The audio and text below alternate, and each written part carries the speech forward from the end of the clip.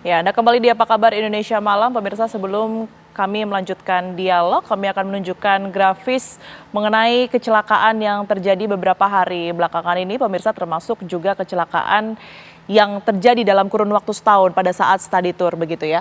Nah, ini sudah ada datanya study tour maut 2024-2025. Yang pertama ini di Ngawi tanggal 18 Januari 2024 di mana bus SMA Negeri 1 Sidoarjo terguling setelah menabrak pembatas jalan di tol Ngawi menuju Surabaya. Dari kejadian ini seorang guru dan seorang siswa meninggal dunia, pemirsa, di mana 21 penumpang lain ini juga mengalami luka-luka. Kemudian di 11 Mei 2024, lokasinya di Subang, tentu Anda masih ingat ini bus Trans Putra Fajar mengangkut 53 siswa SMK Lingga Kencana, acaranya adalah perpisahan. Nah, saat kembali ke Depok, bus melaju tak terkendali karena gagalnya fungsi rem. Kemudian terjadi insiden maupun juga kecelakaan. Ini 10 penumpang bus dan 1 pemotor meninggal dunia.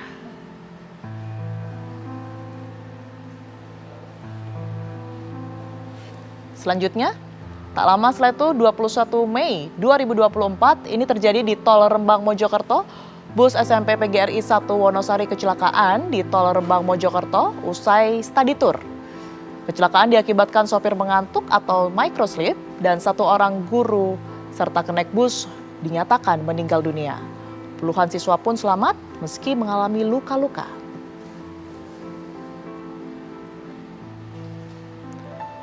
Masih di bulan Mei pemirsa, di tanggal 24 ini bus study tour SDN asal Ogan Komering Ulu Timur begitu ya, Sumatera Selatan ini menabrak truk di Ogan Komering Ilir.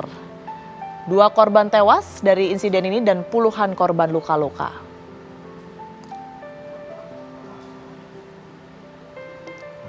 Di akhir tahun, tepatnya 23 Desember 2024 terjadi di Tol Pandaan, rombongan bus SMP IT Darul Quran Mulia. Ini kecelakaan di Tol Pandaan dan hendak menuju ke Kampung Inggris di Pare, Kediri.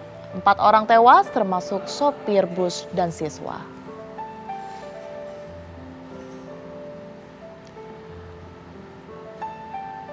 Baik, ini di tanggal 8 Januari 2025, beberapa waktu yang lalu di Malang, bus SMKTI Bali Global Badung mengalami remblong di Kota Batu. Bus ini sedang dalam perjalanan Semarang, Yogyakarta dan akan ke Malang lagi. 4 orang meninggal dunia, 2 luka berat, 43 penumpang alami syok berat. Di Yogyakarta pemirsa 28 Januari 2025, kali ini tidak terjadi di jalanan begitu ya insidennya. 13 siswa SMPN 7 Mojokerto ini terseret ombak ke tengah laut di pantai Drini, Yogyakarta. 9 siswa berhasil dievakuasi selamat pemirsa, namun 4 siswa meninggal dunia. Dan yang terakhir, ini kejadian terbaru pemirsa di Tol Pandaan 1 Februari 2025, bus Brimob yang kemudian ini membawa 31 siswa SMA Negeri 1 Porong beserta 2 guru pendamping mengalami kecelakaan tunggal di Tol Pandaan Malang.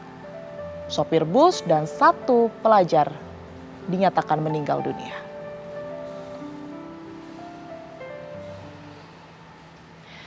Saya akan langsung ke Prof. Cecep ya, Prof. Ini tadi sudah ada komunikasi begitu ya dari pihak keluarga. Mereka mengatakan akan menuntut karena tidak terima begitu dengan keputusan sekolah yang pada saat itu tetap memaksa keberangkatan dari sang anak ini. Anda melihat ini sebuah kewajarankah di mana orang tua siswa harus mencari keadilan dengan cara ini begitu ya, untuk kemudian ini bisa mendapat keadilan untuk anaknya atas kejadian kecelakaan? Ya tentu tadi ya kita turut prihatin atas kejadian itu. Memang ini kan pihak sekolah juga memang harus bertanggung jawab ya. Dan orang tua saya kira wajar menuntut seperti itu meskipun ya mungkin ada cara mediasi bisa dilakukan. Nah siapa sih sebetulnya yang ingin musibah itu tidak ingin semua juga ya tentang musibah ini. Nah, tetapi kan sudah terjadi, artinya siapapun yang melaksanakan punya tanggung jawab ya harus bertanggung jawab. Nah, seperti apa tanggung jawabnya?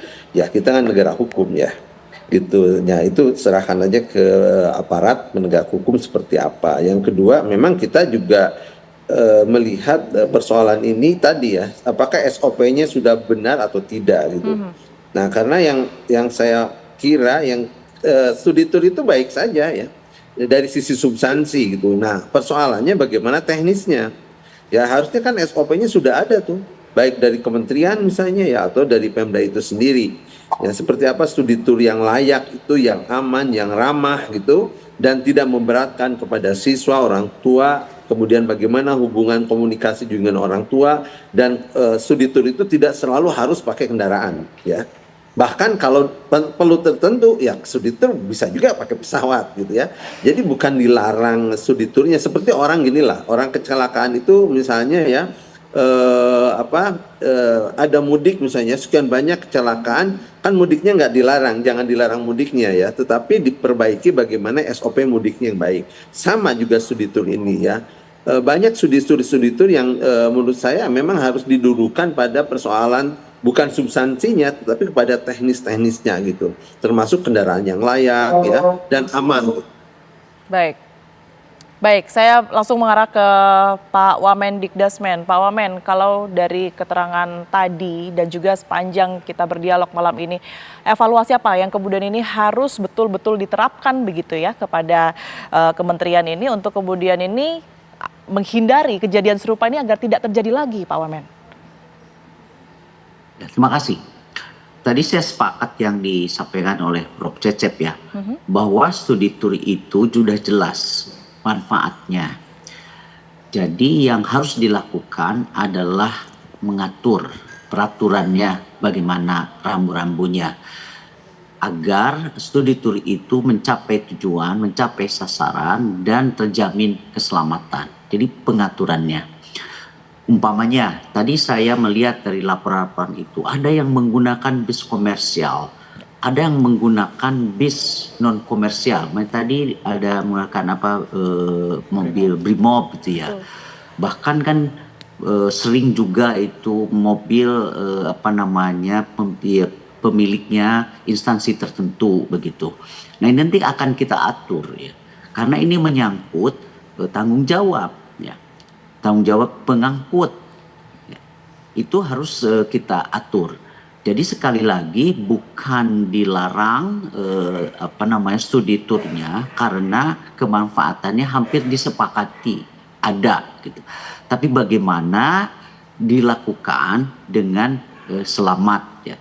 Tentunya dengan memperhatikan, saya katakan tadi itu kalau umpamanya anak SD, masa dia harus turnya itu beratus-ratus kilometer ya. Kemudian kalau anak SMP, kemudian kalau SMA. Nah belum lagi yang menarik tadi, namanya perpisahan. Sebetulnya apakah itu masih memenuhi syarat untuk dikaitkan itu dengan kegiatan sekolah gitu. Jadi harus dipilah-pilah ini dari kasus-kasus yang tadi. Nah singkat kata kami mempertimbangkan betul untuk mengkaji betul ya agar untuk membuat regulasi agar studi tur itu mencapai sasaran. Jadi tidak dilarang karena memang jelas manfaatnya, tapi harus diatur, ya, harus diatur agar mencapai tujuan sebagaimana kegiatan itu dilakukan dalam rangka bagian dari pendidikan. Baik, demikian Pak Tiara. Baik, terima kasih. Saya ke Mas Satriwan. Mas Satriwan, ini seperti apa kemudian ini agar kejadian serupa tidak terjadi lagi, tetapi juga jangan sampai sekolah ini terus-terusan disalahkan begitu ya, agar tidak terjadi lagi bagaimana orang tua siswa ini harus kehilangan anaknya dan juga melakukan penuntutan terhadap sekolah. Ya, yang pertama tadi Pak Wamen kan sudah satu pemahaman dengan kita ya bahwa harus ada regulasi yang mengatur. Betul. Harus diklasifikasi, ada yang namanya kegiatan studi tour atau field trip atau trip observasi atau live in, apapun yang sifatnya akademik itu satu. Yang kedua yang sifatnya tamasya semata atau tour semata gitu ya, wisata semata, itu dua. Yang ketiga ada perpisahan misalnya, dan yang keempat ada wisuda. ini memang yang menjadi keberatan ya banyak orang tua apalagi yang tidak mampu karena pembiayaan sekolah itu, pembiayaan pendidikan itu mahal karena ada 4 ini nih gitu kan ya, yang biasanya itu sekolah-sekolah mewajibkan. Nah di regulasi nanti yang dibuat oleh Mendikdasmen bersama Menteri Agama, ini harus dipilah-pilah betul gitu ya. Yang kedua, pelibatan semua stakeholder, misal dalam menentukan destinasi, lokasi gitu ya, dan waktu kegiatan studi tour kah atau field trip kah, itu mestinya melibatkan komite sekolah. Dan sekali lagi diulangi, harusnya bersifat opsional. Tidak wajib, meskipun itu adalah misalnya bermuatan akademik, ya kan, bukan yang wisata, akademik gitu, tetapi tetap sekolah harus memberikan opsi-opsi. Bahkan sampai memilih yang paling bawah, yaitu tidak memilih keluar misalnya, tapi hanya membuat laporan dan seterusnya, observasinya melalui online itu juga bisa gitu. Jadi satu, karena orang tua memang merasa terbebani dengan biaya yang 4 tadi itu ya, studi tour, ada yang tamasya, ada yang perpisahan, kenaikan kelas, dan ada wisuda gitu. Nah untuk yang wisuda saya rasa Kemdikbud waktu 2024 juga sudah mengeluarkan aturan ya, 2023 kalau nggak salah aturannya, bahwa itu juga sifatnya opsional. Nah inilah yang skala lebih luas lagi aturan yang dibuat bagaimana tata kelola 4 jenis kegiatan ini dilakukan oleh sekolah dan madrasah. Ingat, ada madrasah juga. Ya. Bahkan kalau perlu sampai perguruan tinggi menurut saya. Kenapa? Karena perguruan tinggi juga ada kegiatan yang sifatnya outing kelas gitu kan ya, menggunakan truk tentara juga biasanya kan ya, kegiatan-kegiatan BEM, mahasiswa dan seterusnya. Tapi oke lah, itu orang dewasa. Ini anak-anak saya pikir jangan sampai ada korban lagi ke depan gitu ya. Terima kasih. Baik, Pak Satria, terima kasih sekali atas perspektifnya begitu ya. Dan juga yang sudah bergabung tadi ada Prof. Cecep juga dan juga Pak Wamen. Terima kasih banyak atas perspektif yang sudah diberikan. Tentu harapannya kejadian serupa tidak terulang lagi. Ada regulasi yang kemudian ini bisa diberlakukan secara tegas begitu ya. Agar tentunya melindungi korban-korban ataupun juga siswa di sini dan dari guru.